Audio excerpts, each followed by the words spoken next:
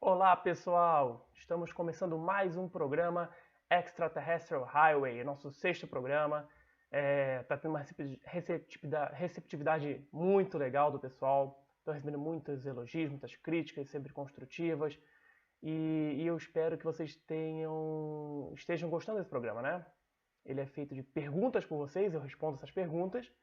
E a partir daí a gente tenta fazer algum diálogo a respeito disso. E eu conto também de vez em quando algumas novidades que estão ocorrendo no meio ufológico. Essa semana, nessas duas últimas semanas, o que mais tem aparecido na mídia realmente são os 30 anos da noite oficial dos OVNIs aqui em Brasília, que aconteceu em 19 de maio de 1986, quando dezenas de objetos, alguns falam em 20, 21, 10, 15, mas foram vários objetos que foram detectados pelos radares de São José dos Campos, Rio de Janeiro, São Paulo, Brasília, e foram enviados caças brasileiros supersônicos da Força Aérea Brasileira para tentar interceptar esses objetos.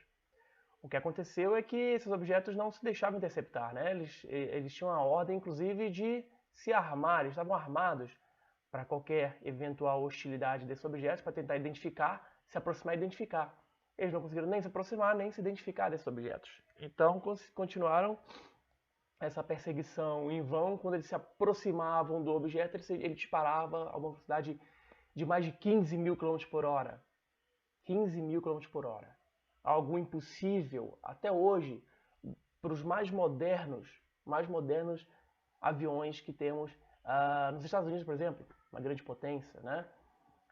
Algumas pessoas levantaram a hipótese de que poderia ser relâmpagos bola, lightning ball, ou então poderia ser qualquer fenômeno da natureza. Olha, pode até ser um fenômeno da natureza, né? A gente pode descartar isso, mas um fenômeno da natureza é desconhecido. E para ser um fenômeno da natureza, como é que algo deixa se aproximar de um avião e dispara logo em seguida? Como é que um fenômeno da natureza acompanha o avião? Vários deles acompanham o avião. Planeta, piloto confundir um OVNI com planetas, ser detectados nos radares. Planeta não é detectado no radar. Meteoros cruzando a Terra, teve um astrofísico que falou que eram chuvas de meteoros. Chuvas de meteoros. Imagina isso. Descendo, caindo, o radar detecta a chuva. Não detecta a chuva de meteoro. O meteoro, por segundos, ele entra na atmosfera terrestre e é desintegrado. Como é que o objeto, inclusive, interagiu com a pista de comando de São José dos Campos, se não me engano? Interagiu com as luzes da pista, quando o controlador de tráfego aéreo piscava e acendia, o objeto se aproximava e se distanciava. Né? Então foi o que movimentou a ufologia essa semana, esses 30 anos. Um programa no Fantástico, na minha opinião, muito mais ou menos. Não ouviram as pessoas que deveriam ouvir. As pessoas mais importantes do caso não foram ouvidas, na minha opinião. E deixou um pouco a desejar.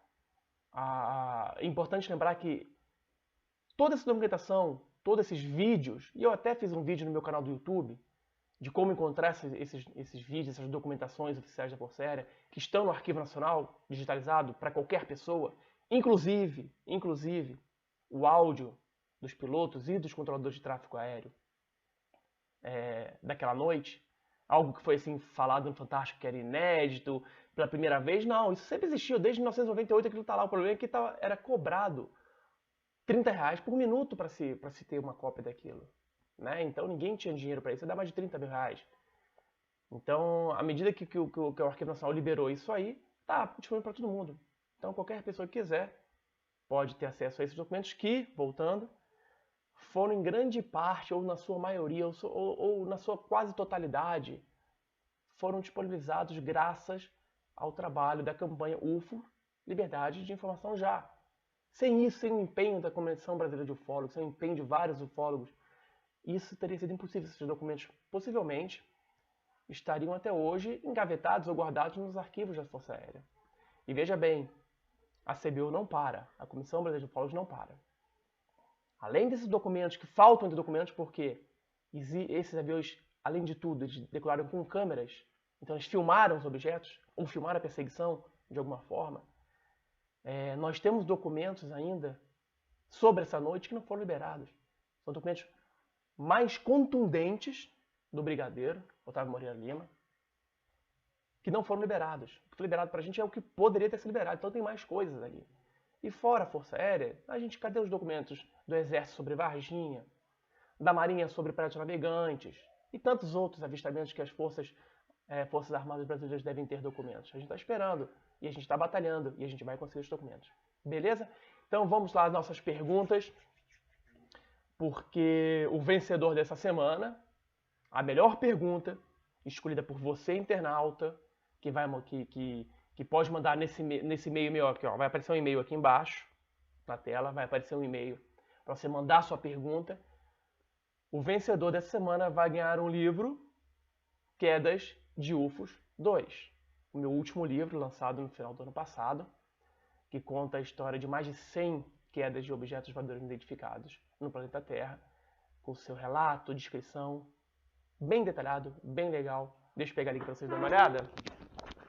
Ver se tem algum deles aqui. Só um segundo.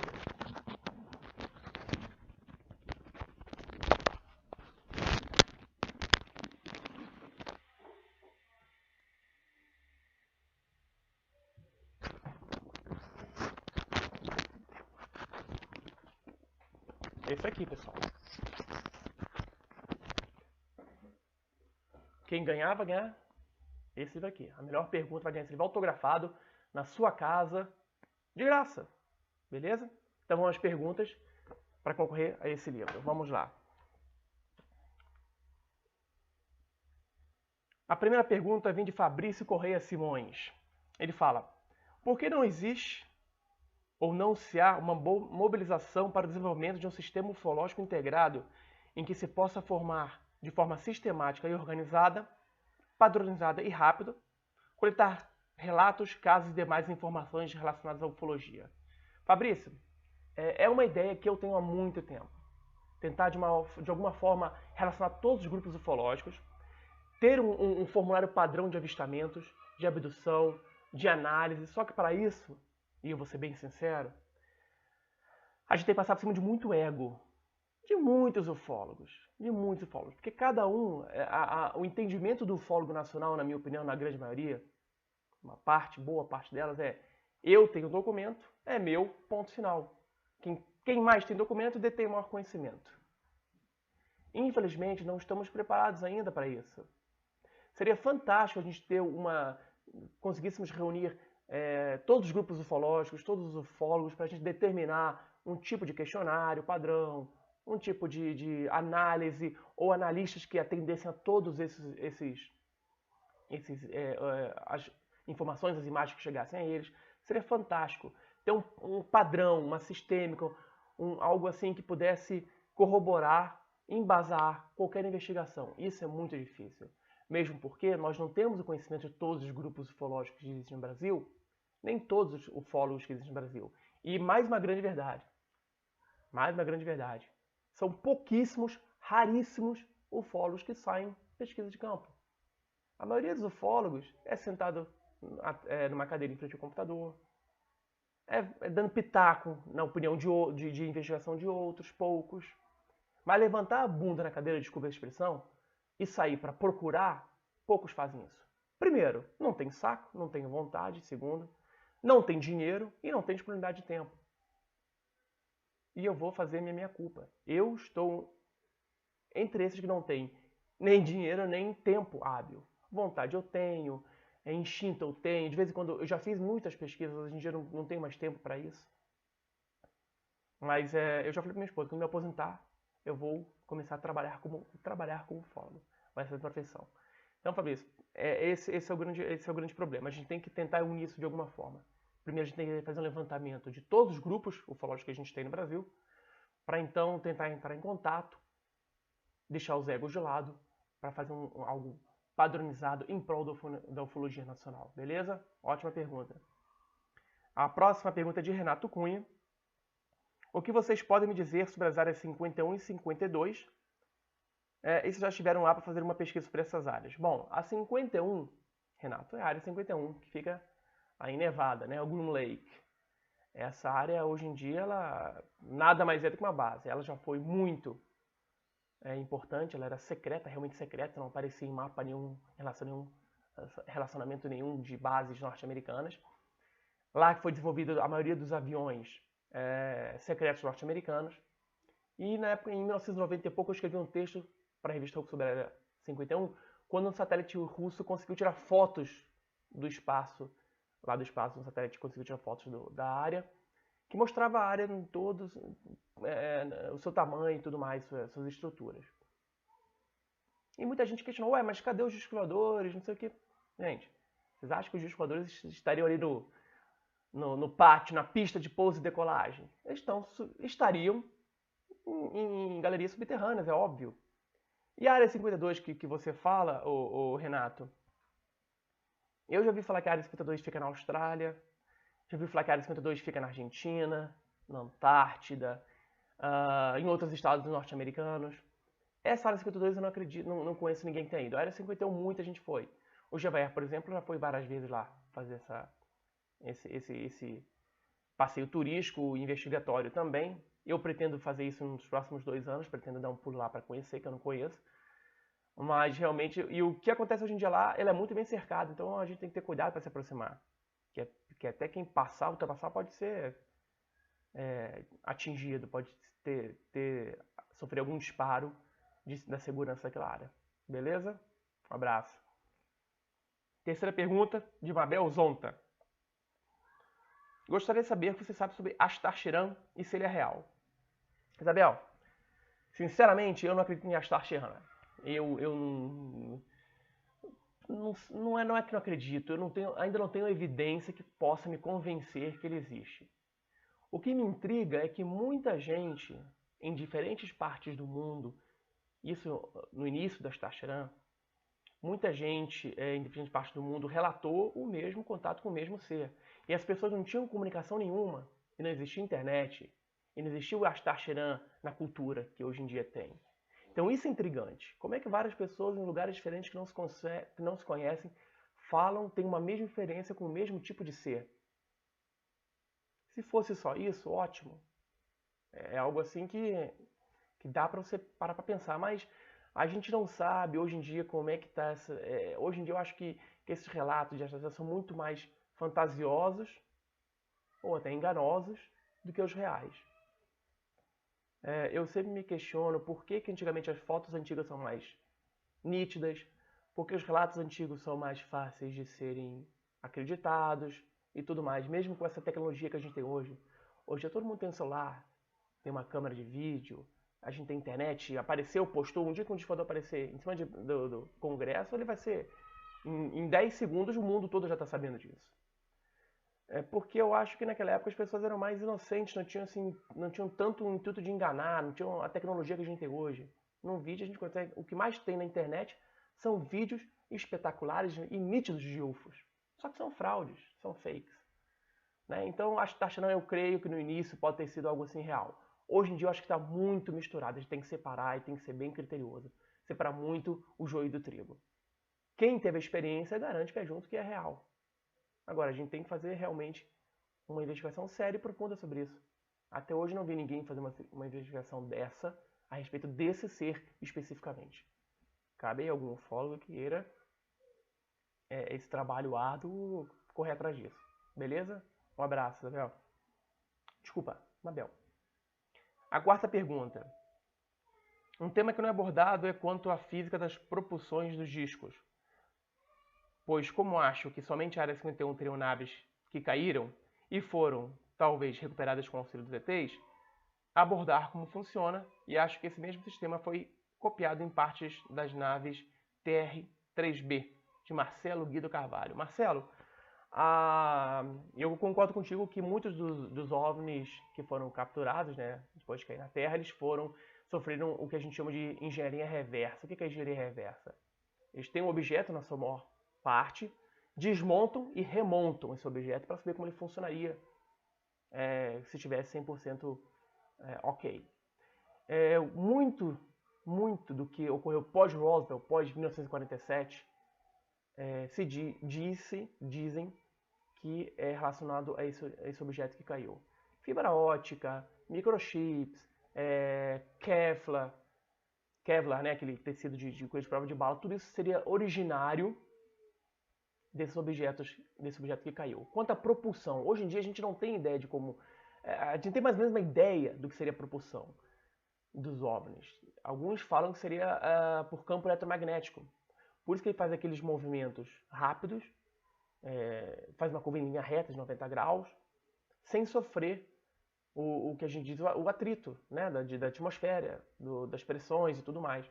Então ele conseguiria, de alguma forma, anular essas forças físicas que a gente tem através do eletromagnetismo.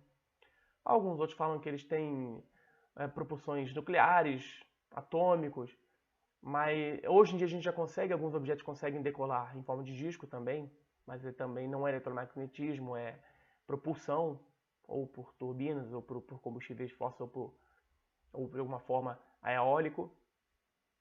Mas eu creio que a propulsão dos OVNIs seja através de magnetismo mesmo. Pelo espaço, eles utilizariam o que se chama de buraco de minhoca da teoria de Einstein. Para ir de um ponto ao outro do universo, sem ter que atravessá-lo direto, eles pegariam atalhos que deixariam de um lado para o outro. Né? É um assunto bem interessante. Então, eu acho que a propulsão dos OVNIs são realmente eletromagnéticos e hoje a gente ainda não conseguiu, de forma a copiar o que eles fazem. A gente ainda não conseguiu a tecnologia para poder copiar o que esses objetos fazem. Beleza? Obrigado. A pergunta, meu querido. De Ricardo Boaventura. Os seres do nosso folclore podem ser alienígenas? Claro que podem. Claro, e tudo indica que sim. Mandouro, caipora, mula sem cabeça, boitatá, todos esses folclores, eles advêm de alguma experiência. Não só do Brasil, no mundo inteiro. Pé grande, monstro lagunés, fadas, gnomos, tudo isso pode advir de avistamento de seres extraterrestres. A gente tem um grande pesquisador brasileiro que fez um trabalho muito bom sobre o folclore, se não me engano acho que é o Taíde, não, é o Rebisso, que fez um trabalho muito bom sobre folclore também, que ele tenta relacionar esses objetos, esses seres com os folclóricos. O folclore ele vai passando de geração para geração, é palavra cantada, né? Eles têm a experiência e começam a relatar para sua tribo, para sua aldeia, para sua comunidade o que foi visto. Interessante lembrar que quando um índio, por exemplo, vê um alienígena, um Grey, vamos assim dizer, saindo de um rio, ele vai tentar associar aquilo ao que ele tem mais de próximo. Ele nunca tinha visto um Grey. Né? Então o que ele vai associar? Bom, aquilo para mim parece uma cobra com olho preto. Daí surge uma lenda que uma cobra de olho preto cuspindo fogo, que seria o objeto do alienígena, saiu de uma lagoa e correu atrás dele. Então criou-se aí um folclore de uma cobra de olho preto que cospe fogo e corre atrás dos caçadores ou dos índios que se aproximam de um determinado rio ou que maltratam a natureza. Então o folclore ele é feito disso, de relatos, de contos populares. E eu acredito realmente que o que pode estar ocorrendo, que pode ter ocorrido naquela época, para criar tanto folclore assim, pode ser avistamentos realmente e contatos com seres extraterrestres. Dê uma olhadinha nesse livro do Rebisso, que eu acho que é muito legal. Procurem ele, devem ter de alguma forma. Beleza? Bom, pessoal, foram essas as perguntas que a gente recebeu. Eu tinha muito mais, eu tenho que botar 5 ou 6 no máximo, porque senão o programa vai ficar muito longo. Eu espero que vocês tenham gostado. O e-mail para perguntas é esse que vai aparecer aqui embaixo, ó. Vai aparecer um e-mailzinho aqui embaixo para vocês mandarem suas perguntas. Votem na melhor pergunta desse 6º programa. Votem ou no meu site do Facebook, que é esse aqui que vai aparecer, ou também no meu site, direto no site do YouTube, por onde vocês estão vendo esse vídeo, que também é esse sitezinho que vai aparecer aqui embaixo. Agradeço mais uma vez a todos que tenham participado, enviado perguntas, críticas, sugestões. Participem sempre e mais.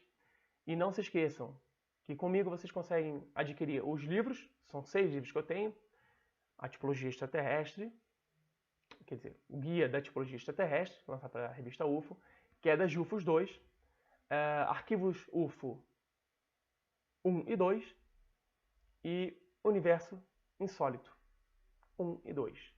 São livros que você pode adquirir comigo, R$50 cada livro, frete incluso e vai autografado. Além disso, a gente tem o kit ufólogo, que vai, depois desse vídeo eu vou botar umas imagens dele, que é composto por camisa, pelo livro Quedas de UFOs, por um pôster exclusivo também, todos autografados que chegam para você na sua casa pelo correio. Beleza? Pessoal, muito obrigado pela receptividade de vocês, muito obrigado por acompanhar o programa. Mandem suas perguntas, votem nas melhores perguntas, que o vencedor desse programa, como eu já falei, vai ganhar este livro aqui, autografado. Beleza? Um abraço, pessoal, e boa semana!